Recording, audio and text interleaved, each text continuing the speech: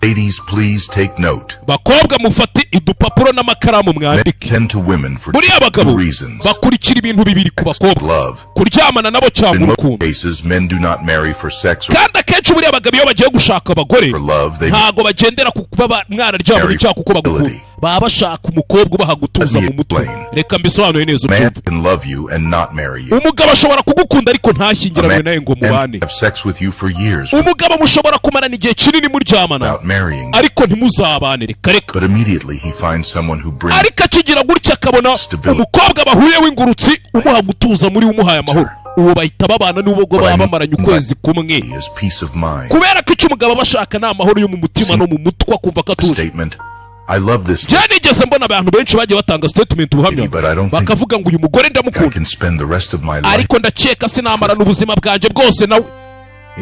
Visionaries when they think about marriage. buriya abagabo iyo bagiye gutekereza ibintu byo gushaka umugore batekereza bigiye kure. Wedding dresses. ntago batekereza ku ivaru uzaba wambaye mu bukwe cyangwa bazakwambara. That most ladies think is fanciful. ibintu byose abagore batekereza ko ari byo byiza mu bukwe si byo abagabo batekereza. Woman can build me a home. umugabo batekereza ati se uyu mugore yanyubakira urugo ruzima. Take care of my kids and ese basi yakwita ku bana banjye nanjye. Give me peace of mind. azama amahoro muri njye numve ntuje cyangwa. Like ladies who give them discomfort. buriya abagabo ntago bakunda umugore ubabuza amahoro. Stay with a woman for years. niyo mpamvu umugabo ashobora kumarana imyaka n'umukobwa bakundana cyangwa iki, and get married to her. ariko yajya gushaka umugore ntashaka uwo nguwo. It's the comfort of having peace of mind they want. icyo baba bashaka ni amahoro yo mu mutima, umuntu akumva atuje.